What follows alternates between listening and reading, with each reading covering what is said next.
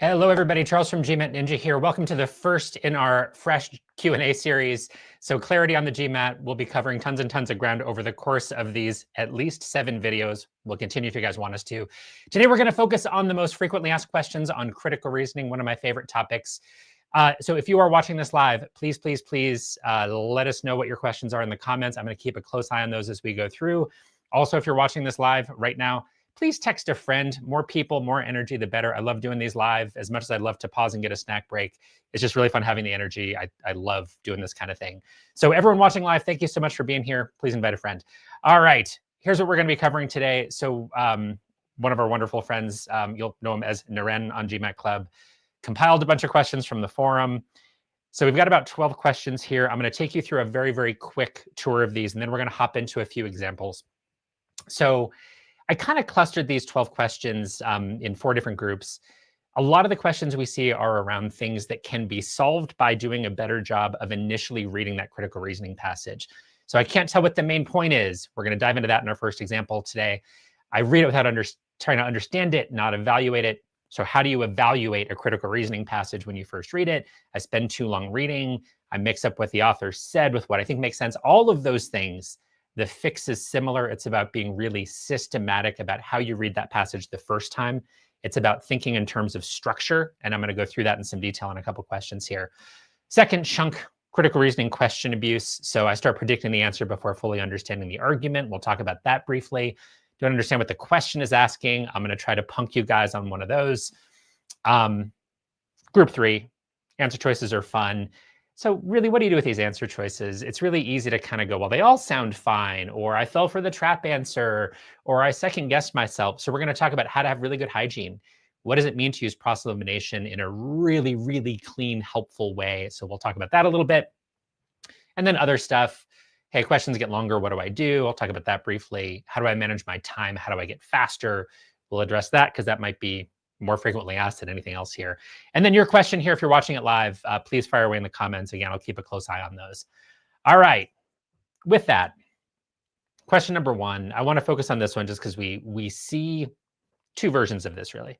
So one is we see people who go, well, they ask this question and say, I don't know how to find a main point. I don't know how to find a conclusion. So I'm going to take you through one of my favorite examples where I see students mess it up and read the passage and come up with a conclusion that is not what the author's main point is. So we'll kind of talk about a little thing you can do to help make sure that you're getting to the right conclusion or the right main point. But actually, what I see more often than people who consciously ask this question, what I see even more frequently is people who just don't get to the right main point. So even if you don't think this is an issue for you, it's very possible that it is. So I want to talk about that a little bit. All right. With that, for those of you watching this live, I'm going to give you a question here. I'll take myself off the screen. So one of my very favorites, go ahead and take a minute or two, read this. And what I'd love to see from those of you watching live, let me know, what do you think is the conclusion of this argument? I'll give you answer choices in a minute. And I'll give you the actual question in a minute. But just as you read this passage, what do you think the conclusion is? So I'll give you about 90 seconds.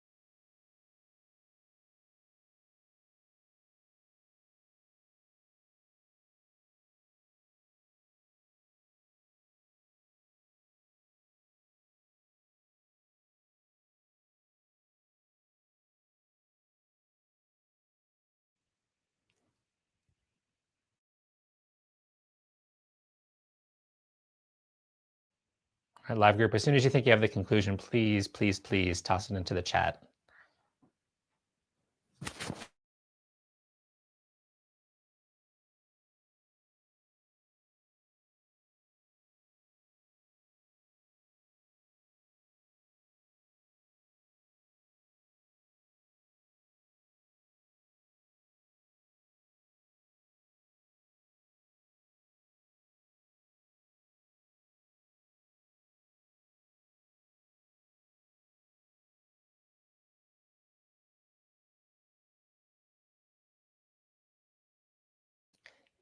And if you're watching this live and you're lost, please let us know that in the chat. Please don't be shy. We don't judge. I love it when you guys participate and let us know what you're thinking. It helps us make the videos better for everybody. So please hop in.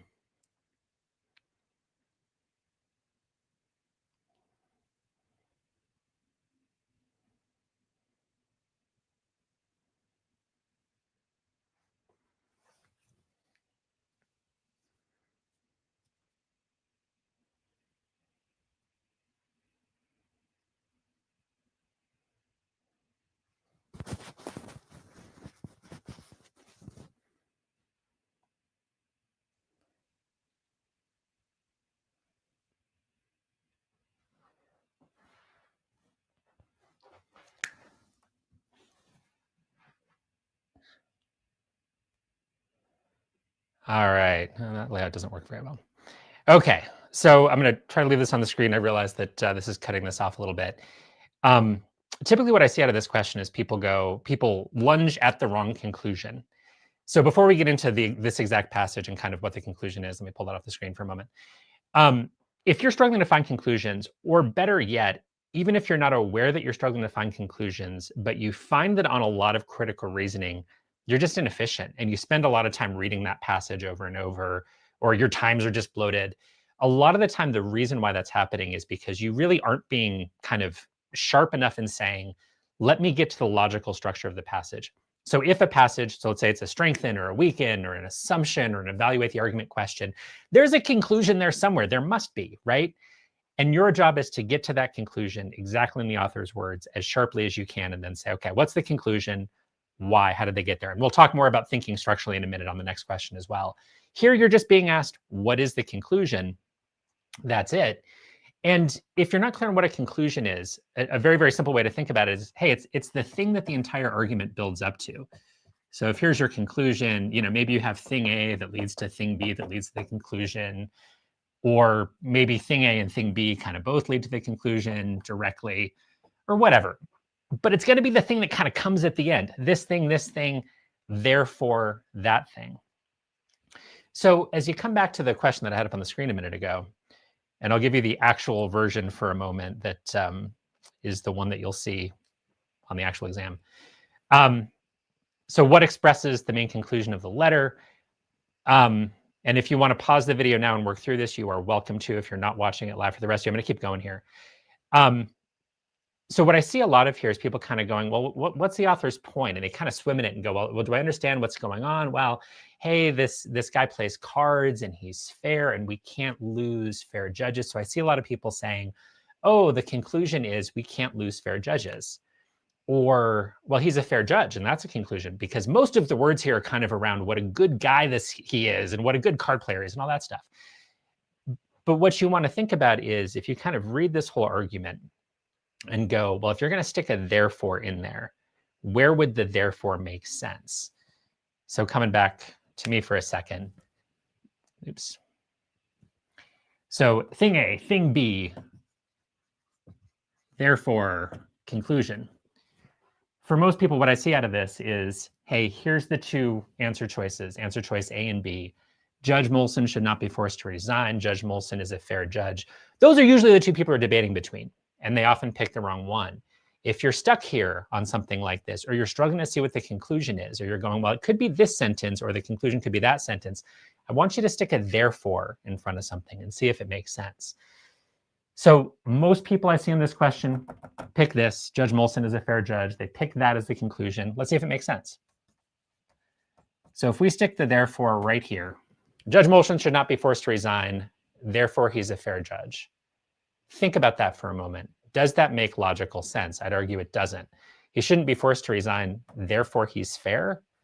That's backwards. If you put the therefore in the other direction, Judge Molson is fair, therefore he should not be forced to resign. That makes a lot more sense. If he's fair, that means he shouldn't be forced to resign. So if you struggle with efficiency finding conclusions, or if you just seem to get them wrong, small thing you can do, stick a therefore in front of it, and that's going to help you. More broadly, as you get into GMAT critical reasoning questions, I want you to think structurally every single time. And a lot of these questions we see from people. So these questions that we had up here, let me pull this back up again. There we go. can't tell what the author's main point really is. A lot of these other ones that have to do with reading to understand and not evaluate, spending too long, not necessarily getting exactly what the author says.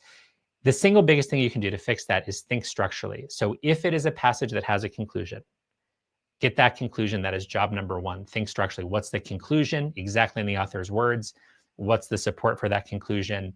If you're really, really pointed sharp about doing that, everything is going to get more efficient from there. All right.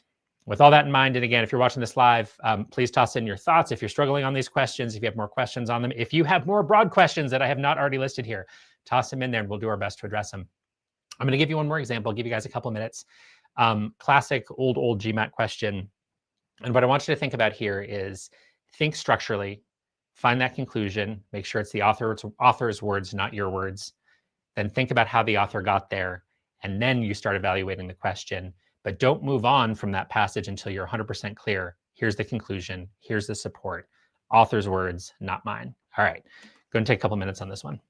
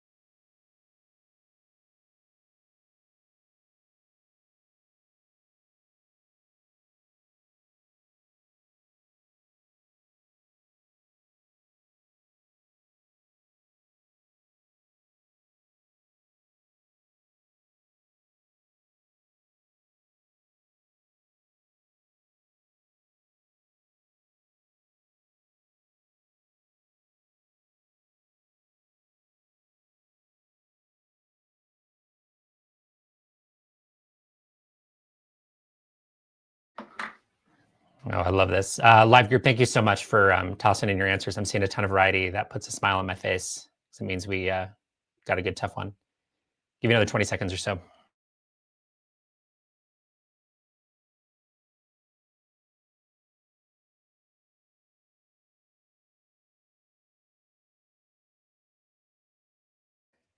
All right. If you're not watching this live, pause if you need to. Everybody else, I'll leave this on screen while I talk through it. So, classic question gets a lot of people in trouble.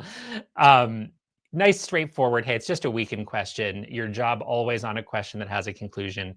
Get that conclusion exactly in the author's words. As soon as you start tweaking things, you remove a little modifier, you paraphrase it. On critical reasoning, I might give different advice on reading comprehension. On critical reasoning, as soon as you start tweaking the language of that conclusion, you are in a world of trouble. So for those of you asking things like, hey, how do I get faster? How can I be more efficient? How can I eliminate wrong answers with more confidence? A lot of that is going to flow from being really, really precise as you read the passage. Again, think structurally first. What would I do here? I would think, and I'm not going to write on the board because my handwriting is putrid, and I'm going to keep this on screen for you. What's the conclusion? Very straightforward here. Just that last sentence. The campaign did nothing to further Dietz's economic interest. Well, what's the support for that? It's just that previous sentence, right? So it's that profits from the additional sales were substantially less than the cost of the advertising campaign. Okay. Now, what's the rest of it? Well, you've got this business of, well, hey, tuna sales went up, right? I mean, so they sold 12 million cans as opposed to 10 million cans the previous year. But that doesn't really support your conclusion, right? The conclusion is saying it did nothing to further their economic interests. What's the support for that? It really just is that part before it, that the profits from the additional sales were substantially less than the cost of the campaign. Okay, so make sure that you're clear about that, clear about the logical structure, conclusion, support. That other stuff is background information. When I talk about structure here, I do not mean sentence 1 says this, sentence 2 says that, sentence 3 says that. I don't mean label things and go, well, this is a premise and this is a counter premise. I don't care about that language. If it helps you, that's fine. What I mean is precise with the conclusion, precise with the support. Okay, with all that in mind, questions just asking you to weaken. One other thing that we get questions on. So sometime, I forget the exact phrasing of the question that we had before the session, but something like, oh yeah, sometimes I anticipate the answer and the answer is not there. I want you to be really careful. There's a tendency to kind of look at these and go, well, okay, I'm going to read the passage and I'm going to decide what the answer might be before I even look at the answer choices. You can go crazy with this one and go, well, why did it do nothing? So how might we weaken this, that it did nothing to further their economic interests? Well, what if the new tuna customers were buying other things? Well, what if it turns out that because they caught more tuna, it meant that they put a competitor out of business because they couldn't get their tuna, and that helped their... You guys can go crazy. I can come up with example after example after example of things that could weaken this. It's infinite. It's infinite. So please don't waste your time doing that. Things will pop into your head, that's fine. But I don't want you sitting there anticipating. That's just going to bog you down. It's going to make you more likely to lunge in an answer choice that kind of looks like what you expected. And it usually wastes your time. So keep it really clean. Conclusion, support, make sure it's the author's words, move on, that's it. Okay, what I'm seeing from the live group, and I imagine for those of you who are not watching it live, similar thing. I'm seeing a nice variety of B, C, D, and E here. Makes me happy. It means that we picked a good one, I think. Okay, I'm gonna go a little bit bigger here. There we go. All right, so which of the following, if true, most seriously weakens the argument? So A, nobody picked this out of the live group. Dietz made money on sales of canned tuna last year. That has nothing to do with the argument, because the argument is saying, yeah, they sold more tuna, but the profits from that were less than the advertising campaign. So whether they made profits in general doesn't matter. What is specifically at issue here is that difference between the additional profits from those 2 million cans and the cost of the campaign. So we can eliminate A. B, in each of the last 5 years, there was a steep industry-wide decline in sales of tuna. What I see a lot of people do here is be really dismissive. So all these questions that we have in our FAQ here about, well, hey, you know, how can I be really efficient at eliminating answer choices? I see a lot of dismissiveness where people go, well, but this is just talking about the last year, right? It's last year to this year. It's a 2-year period. This says 5 years, so it's wrong. Careful, guys, don't do that. That's what I call word matching. Because you're kind of going, well, but it's only a 2-year period and this has a 5-year period, so it can't be the right answer. No. That's not thinking enough, guys. So just think, like, what would this actually weaken it? I'm not saying B is necessarily right yet, but think through it more than just saying, well, 5 years doesn't match 2 years. That is not a good habit to be in. Okay, in each of the past 5 years, there was a steep industry-wide decline in sales of canned tuna. So what does that suggest? If Dietz had done nothing without this ad campaign, presumably their sales of tuna would have declined too, right? From 10 million to, I don't know, not 9.8 million or 6 million or whatever. Tuna sales are going down in general. They have this ad campaign and their tuna sales go up. So, okay, it might be true that the additional profits on those 2 million cans weren't enough to offset the cost of the campaign, but what if their losses would have been really significant in the absence of the campaign? So B actually kind of weakens the argument, because what if this is true. And what they got out of the ad campaign was more than just the 2 million. It was the 2 million additional, and it was also kind of making up for whatever losses they would have had from the industry trend. So this actually weakens your argument, because if this is true, then maybe that ad campaign really did something. Maybe it increased their sales from 7 million that it might have been in the absence of it to the 12 million that it actually was. So maybe you're not convinced, and that's fine, but we can hang on to it. C, a less expensive ad campaign would have brought in significantly fewer new customers than the campaign that they actually launched. This one's tempting for a lot of people, but it actually has nothing to do with what's at issue here. So if they'd spent less money on the campaign, it would have brought in less customers. Okay, but that's not the issue. The issue is they spent a bunch of money on this campaign, and it was more than they made in additional profits. So some counterfactual of some other campaign they didn't do has nothing to do with it. What is your conclusion? So again, the theme here, how to get more efficient at critical reasoning. Simplest thing you can do, be more precise with structure, be more precise with your conclusion. The campaign in this passage did nothing to further their interest. That's the conclusion. We don't care about some other campaign. It has nothing at all to do with it. C is out.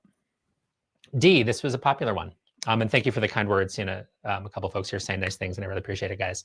Most of the people who bought the tuner for the first time were already loyal customers of other Dietz products. This one, a lot of the time when I see people pick it, they're thinking, maybe they were even anticipating that, well, hey, okay, so Dietz didn't make extra money off of this, exactly. So the ad campaign was more expensive than the extra profits. But what if it brought in new customers? And D addresses that. What if it brought in new customers? Except that it gets it backwards. So these new customers, these people who bought the canned tuna for the first time, these additional 2 million in sales, they were already loyal customers. That doesn't weaken the conclusion. The conclusion is this campaign did nothing for their economic interests. D actually kind of strengthens that, because it's saying, look, these new customers, they didn't do anything else for Dietz. They were already loyal customers. They didn't help us. So D is out. Very tempting. So if you're somebody who anticipates answer choices, D might be one that you would have fallen for. I see that quite a bit. E, sales of canned tuna account for a relatively small percentage of their profits. Doesn't matter if it's a large percentage or a small percentage. The issue here is ad campaign, more expensive than what they made up in additional new profits. So whether that's a small percentage of total company profits or not is totally irrelevant to whether this campaign, again, focus on the exact language of the conclusion, whether this campaign furthered their economic interests or not. So E is irrelevant to that. And we are stuck with B. All right. Quick thing I want to point out here. I'll keep it on the split screen here for a second. A lot of the feeling, especially if you're new to critical reasoning, maybe not if you're new, to be honest. Sometimes the feeling you get doing these is, hey, I got to a right answer and it's lame. Well, that's not very interesting. There was a decline. It doesn't feel relevant. It doesn't feel interesting. It doesn't feel compelling. And one of the things I see happening a lot of the time to test takers, kind of psychologically, is, well, this doesn't feel important enough, and they just kind of reflexively cross it out. What's the fix for that? Again, be really disciplined about saying, this is the exact conclusion I'm trying to weaken. And as soon as you lose sight of that or change some wording in it, you can easily wander off. And don't play the word matching game. Okay, this says 5 years. What's at issue in the passage is a 2-year period. Doesn't really matter, because if those declines are still happening throughout the 5 years, it still applies to the 2-year period. So a lot of people are dismissive of B. And I don't want you to do that. I want you to be really focused on what exactly is the conclusion saying. What does the answer choice do? Not, does it match the time period? Don't care about that. That's superficial. I care about, what does it do to the passage? Yeah, if tuna sales were declining in these 2 years, whether it's in a broader period or not, but if tuna sales were declining everywhere over those 2 years, but they actually went up at Dietz, maybe the ad campaign was even more effective than they thought. Okay. Coming back to some of these questions that we got initially. So again, how to read a passage well. Those first 4 questions. So don't understand what the main point is. I sometimes don't evaluate it very well. Think structurally. Conclusion, their words, support. Now, obviously, not everything has a conclusion. Thank you, Captain Obvious. You get discrepancies or paradoxes or all kinds of variety. Hey, which of the following is most likely to indicate that the company's plan will achieve its stated goal? We don't have time in this 1 hour to go through every single variant of GMAT questions. 60, 65, 70%, somewhere in there are going to have a conclusion, so I'm focusing on those. But what if it is a hypothesis instead? Okay, think structurally. What's the hypothesis? What's the support? That example I just gave where it's a plan and a goal, right? Be really disciplined about saying, here's the plan, here's the goal, exactly in their words. When you do that and you're really clear about that, you're going to spend a lot less time spinning your wheels on those answer choices, and it makes everything a whole lot better. Predicting the answer before fully understanding the argument, just don't do that, guys. Things will pop into your head, and that's cool. Sometimes that's good engagement. Like, it's natural, right? You're always going to think of things. But if you sit there and you spend your time kind of stroking your beard, I don't have one. If you sit there stroking your beard and go, oh, let me think of 14 different things this can be, it's probably not going to be in your answer choices.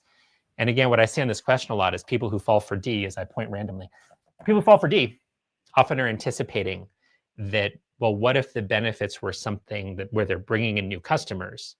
On that last question, D talks about that, but in the wrong direction. It will bias you often if you think of potential answers. And those potential answers are rarely there. As the questions get harder and harder, those answers become surprising, counterintuitive, not what you expect. Very, very common. Okay. Next batch of questions.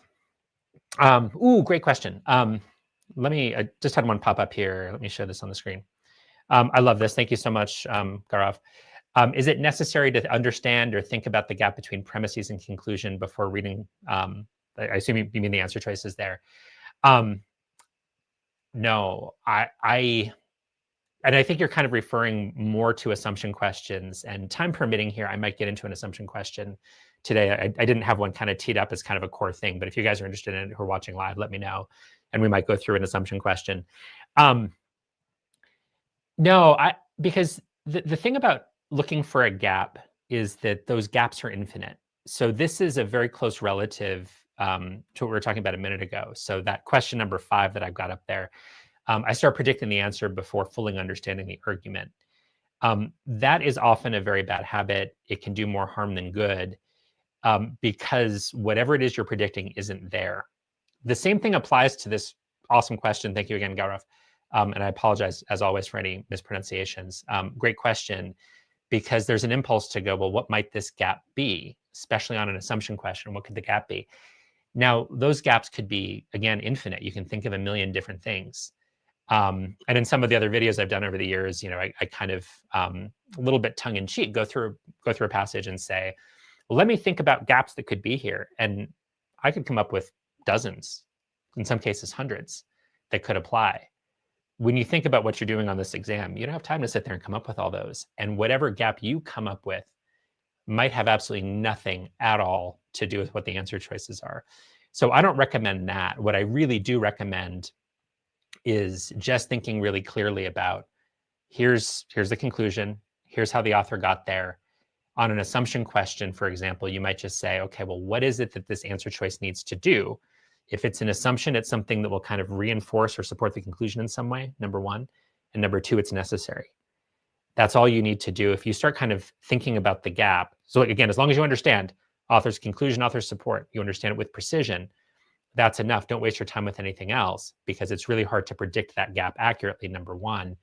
And what you want to do with those answer choices is just say, does this reinforce that conclusion? Is it necessary for it on an assumption question? That's all you need to do. Keep it simple.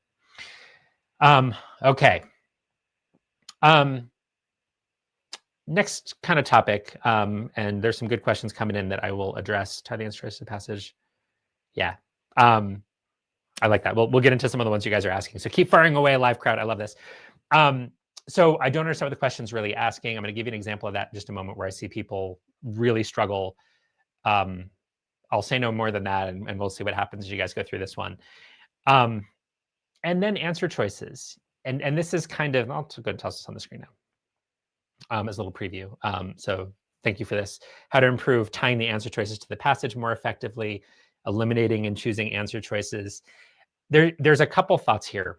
A few different things I could say.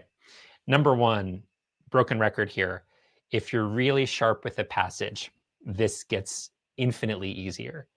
if you're trying to, for example, if we have a weakened question, just use the example we just had. If you get that conclusion and you're off a little bit, just a little bit. So for example, coming back to this Dietz Foods one. So the campaign did nothing to further Dietz's economic interests. Okay, that's the actual conclusion as written there. What if you paraphrase a little bit and say, clearly, therefore, the campaign hurt Dietz's financial situation? That's different. Subtly different, but it's different. What if you say, clearly, the campaign was useless? Clearly, the campaign was a bad idea, right? And those little tweaks to the phrasing in real life might be totally inconsequential. They might all kind of mean the same thing in real life. But if you tweak it a little bit, then that makes your life harder because more of the answer choices might seem fine. You've got to be really precise with that.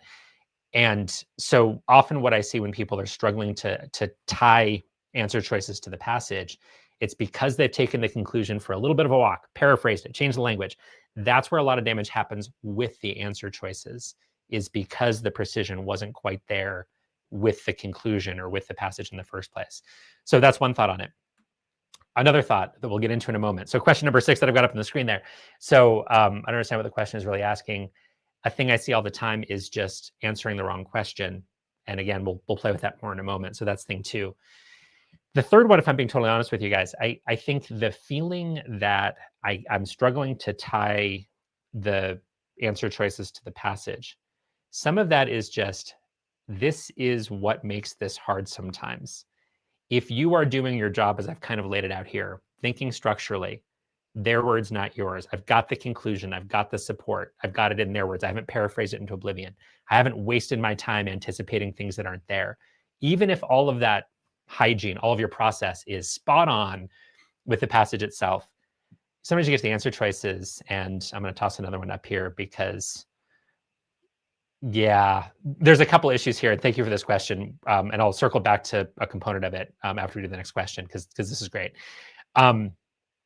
There's 2 components to this one, I think. One is, if I take your question really literally, I think you're suggesting that you kind of lunge at those last 2 answer choices and you're not necessarily thinking as clearly as you could.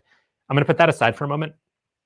There's also a thing that happens almost every time on a question that's hard for you, where you're going to be down to 2 answer choices. It's going to happen almost every time.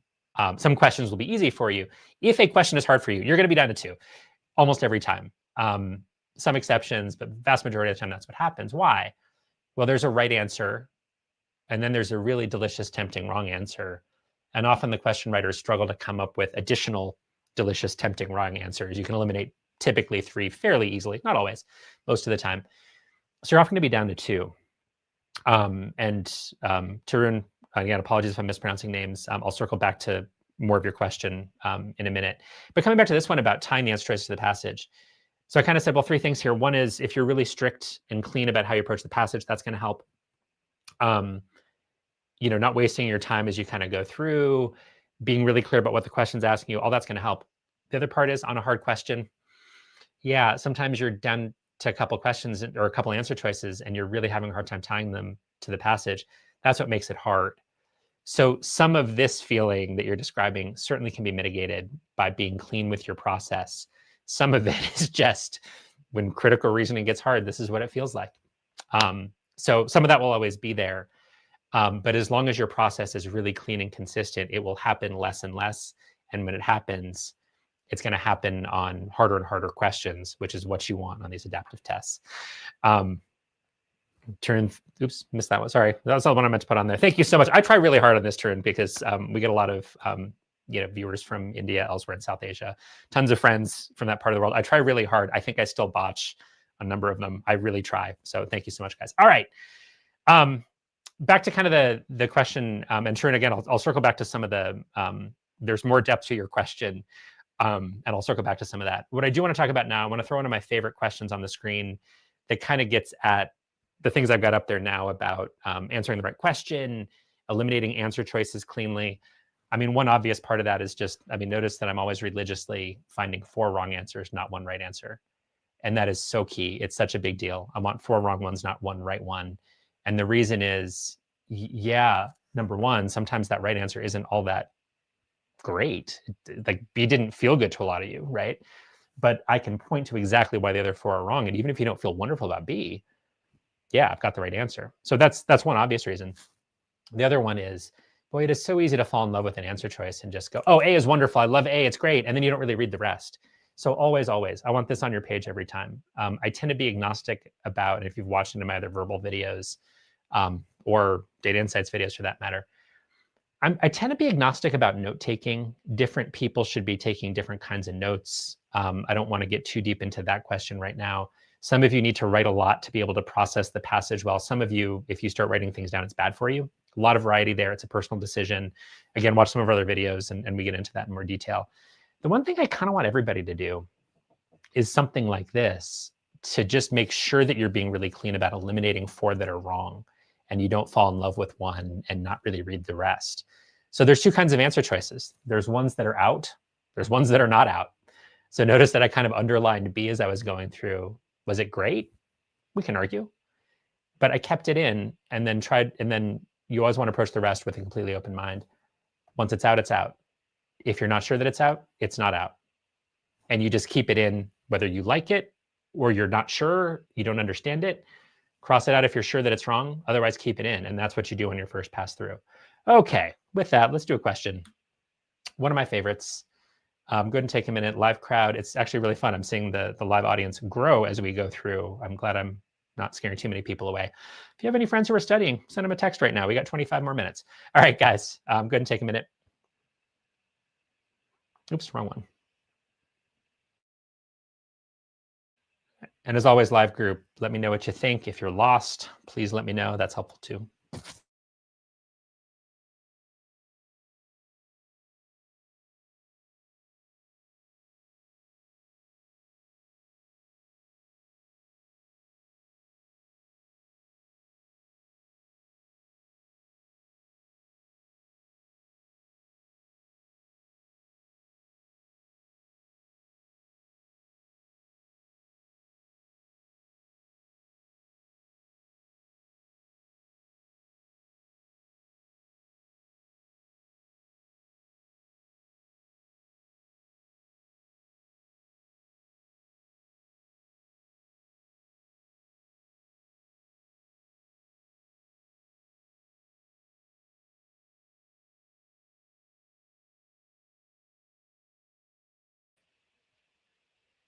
And I'm going to ask the live group for one additional thing. Do you think there's a conclusion here? So you can either answer the actual question, tell me A, B, C, D, E, and or let me know if you think there's a conclusion to the passage, and if so, what is it?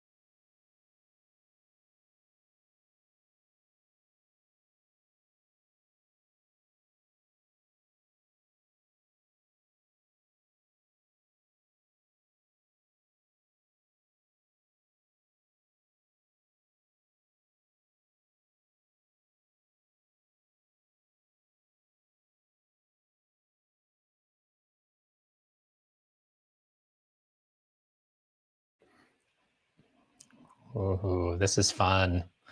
Live group, keep firing away in there. There's a little lag between, I think, when you write the comments and when it shows up on my feed.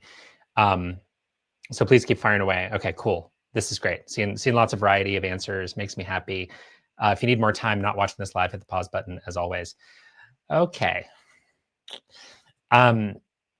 If we were in a classroom, what I would say right now is like a physical classroom. If anybody remembers physical classrooms, I would say, hey, raise your hand if you think there's a conclusion.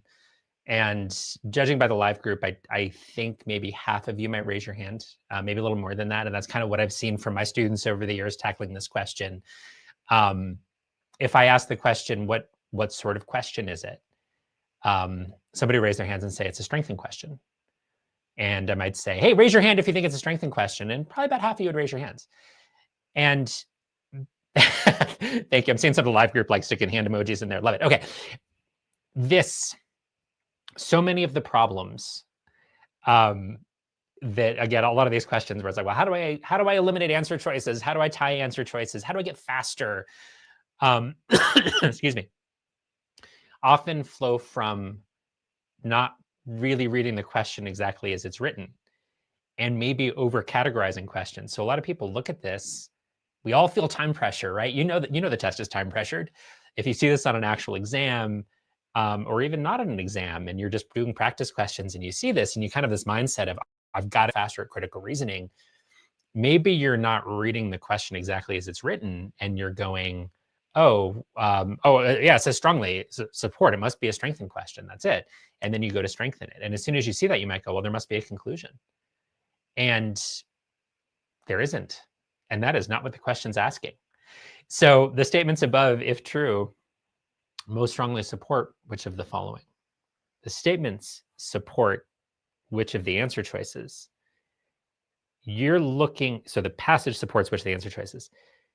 So you're looking for something supported by the passage. So you could think of that as an inference, I suppose, if you wanted to. That's maybe a little imprecise. Really, what they're saying is, which of these is the most true based on the passage? You want to find the thing that's true, and that's it. Find the one that's true or the most true. That's it. You're done. And for a lot of people doing this question, if you struggled on it, odds are pretty good that the issue is that you read that question differently. Now, as you get back into the passage, there's no conclusion here. Not at all. And I don't want to spend too much time diving into this. I think we have a pretty good forum thread on this at GMAT Club. So, hey, we know, I'm going to go ahead and pull this a little bigger on the screen for you. So the fossilized bones of these two things, and this feels hard because there's a lot of syllables, Australopithecus robusteth and Homo erectus, blah, blah, blah, whatever, abbreviate however you want to. We've got these two hominids, there's fossils, they were dead a long time ago, neat. So the bones contained a lower ratio of strontium to calcium. The robustus bones contained a lower ratio than the erectus. The lower the ratio, the more meat it ate. Homo erectus is known to have eaten meat. That's a pretty loose collection of facts, friends. There is no conclusion there. Again, remember when we were talking a minute ago about what is a conclusion? Well, a conclusion might be something where you have thing A and it leads to thing B, and maybe thing C is hanging out over here, and all of this is going to lead to your final conclusion. Well, how does that fit here? So a very frequent problem I see for people who are just starting out on critical reasoning, or maybe not just starting out, is they'll hallucinate conclusions. So a lot of the theme of how do you get better at critical reasoning? How do you get better? How do you fix all of these problems? We've got this FAQ and all these questions generated from the forum. So many of them, the first thing to do is think structurally. If there's a conclusion, find it. Be precise with it. What's the support? Neat. Well, if it's a paradox, give me the two pieces of the paradox. Be precise. Their words, not yours. If it's a hypothesis support. If there's, just as importantly as finding the conclusion when there is one, is don't hallucinate it if there is not one. These things don't build up to that conclusion that Homo erectus ate meat. That's a statement of fact. That's it. And again, some of the live crew is getting that, and it's pretty awesome. So we know that Homo erectus ate meat. What else do we know? Well, we know robustus had a lower ratio of strontium to calcium. By the way, I've seen this passage over and over for 20 years. I don't even know what strontium is still. It doesn't matter. Lower that ratio, the more meat it ate. Okay, so robustus has lower ratio, strontium to calcium, than erectus. So lower ratio. So it ate more meat than erectus. Robustus ate more meat than erectus. Erectus ate meat. Okay, so robustus ate more meat. That's all we know. Loose collection of facts. No conclusion there. Don't hallucinate conclusions. All right. So now we can go through these quickly. I'm not going to spend a whole lot of time on it because we've got about 15 minutes left, and there's some broader questions I want to get to. But can we? So is it fair to? So which of the following is true? A, do we know anything about the meat in the diet and whether it contains more strontium? Not at all. That has nothing to do with what we were just told. All we know is something about the ratio of strontium to calcium in the bones, and we know how that relates to meat in their diet. Strontium in their diet, we know nothing. And I'm going to take a little pause because I'm getting a question that it is. So yeah, just to be clear, guys, this is not a strengthening question. So the mistake people make, just to clarify, is they think it is, but it isn't. So the statements above, the passage supports which of the following? Even though it uses the words strongly support, it is not a strengthening question. It's not a support question. It is which of the following is true based on the passage. So thank you for that. And apologies if I wasn't totally clear about that. So this is just which is true. Not A, we don't know anything about strontium and calcium in the diet. B, again, one of those lame answer choices yet again. So robustus ate meat. Well, that's not very interesting, but it also has to be true. Erectus ate meat. Robustus ate more meat. They ate meat. Yes, it's live. C, diet of erectus was richer in calcium than the diet. We don't know anything about the calcium in the diet. We just know about meat in the diet. C's out. What about D? The diet both contain less strontium and calcium. We know nothing about strontium and calcium in the diet, just meat in the diet. And then E, we've got some garbage about the process of altering whatever. We don't know about that. And it's B, not very interesting again. But this is how you manage cross-elimination nice and cleanly. And again, problems on a lot of these questions come from the very, very simple thing of often not reading the question clearly, hallucinating conclusions, not thinking structurally. Okay. We got about 12 minutes left here, I think, because I want to finish up by the hour mark. All right. And yes, this is live, for those of you who are still wondering. Yeah, all the answer choices sound logical. How do I eliminate the wrong ones? That last question, I mean, it feels like we should be talking about strontium in the diet, right? If there's strontium in your bones, there must be strontium in your diet. But that's not what we're told at all. It has nothing to do with it. So a lot of these kind of FAQs we get where it's about, oh, well, how do I eliminate the wrong ones? Sometimes it's just being really literal, again, thinking structurally, being really literal. Don't take things for a walk. Make sure you take a moment. That question stem, the statements above most strongly support which of the following? Read it twice, guys. It takes you 3 extra seconds just to make sure you don't make that mistake. Okay. And it'll help you avoid the trap answers as you look at question 8 that's over there. Second guessing yourself even after finding a good answer. Again, if you're being really disciplined, cross-elimination, no second guessing needed. I know it's wrong. I know it's wrong. I know it's wrong. I know it's wrong. In this case, boring, lame, answer choice.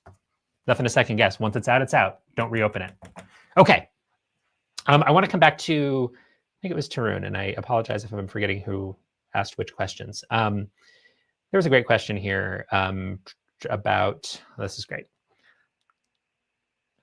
Always end up with 2 choices. Time anxiety leads to picking intuitively rather than rationally. And that's what I want to focus on for a moment or two here, is the timing. And really the 2 last questions that we had kind of teed up for this FAQ were around, well, when the question is longer,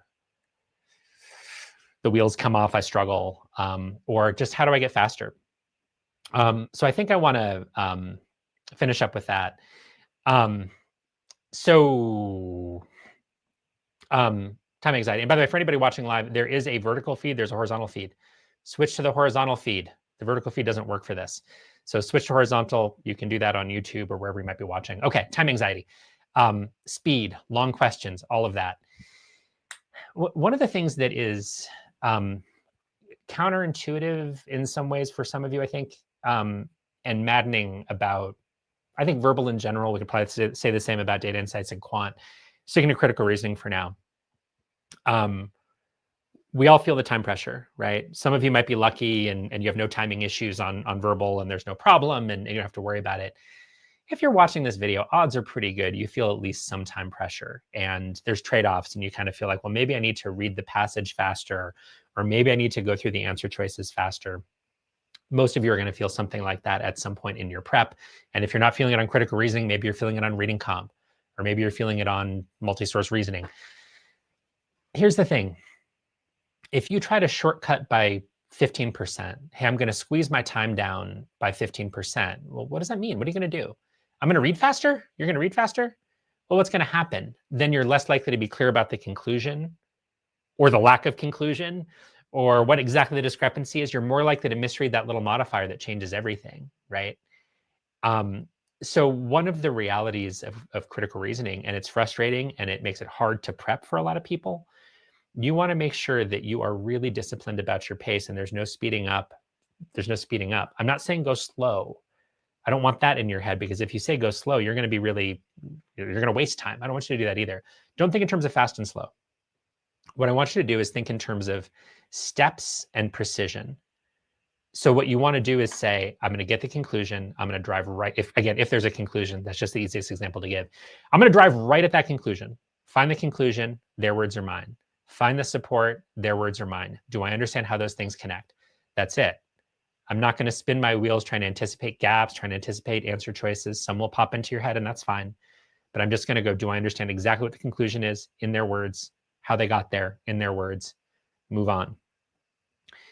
If you shortcut that and try to rush through it, that's when you get to your answer choices and you're actually going to be slower because you're going to have a harder time eliminating. So what I'm advocating for here is, excuse me, a really smart investment in being systematic with the passage, not slow, systematic, fully energized, test-like intensity all the time. Get used to doing that. Get used to being really systematic. There's one speed. It's systematic. It's fully intense as if you're taking a test. Practice that way every single time. If you can do that and get really consistent, one of the things that you'll see me advocate on the study plan and other videos, I often advocate for doing LSAT sets for GMAT prep. For those of you, especially if you're pursuing an elite score, if you're going for 90th percentile in verbal, one of the reasons I really like the LSAT sets, they're a little different than the GMAT. That's not ideal. They're a little bit harder. That maybe is ideal for some of you. That might be a really good thing because then you get to the GMAT and they're easier. But my favorite thing about those LSAT sets, every set of 25 questions is roughly the same difficulty and roughly the same length of time to complete it. So if you can do those in under an hour and have a consistent performance on them, that's a sign that your process is consistent. So for those of you who are really, really striving for an elite score, can't recommend it enough. Do lots of LSAT sets. And if you find that your performance is varying a lot from day to day, that's a sign that your process is different from day to day, and that is not what you want. I think LSATs just give you a great insight into, am I doing the same thing every single time? Bottom line, whether you're going to use LSAT or just use GMAT, I want you to focus on clear, consistent process. I'm getting the logical structure of the passage, conclusion, support, their words are mine. Discrepancy, okay, there's two things. What are those two things? They have it exactly in their words. Eliminating answer choices really systematically. Now, all that's easier said than done. But if you can do that, this wonderful question Tarun asked that I think is probably on a lot of people's minds. The idea is that by developing a consistent, repeatable, systematic process, this sort of problem starts to go away because you're doing the same thing every single time.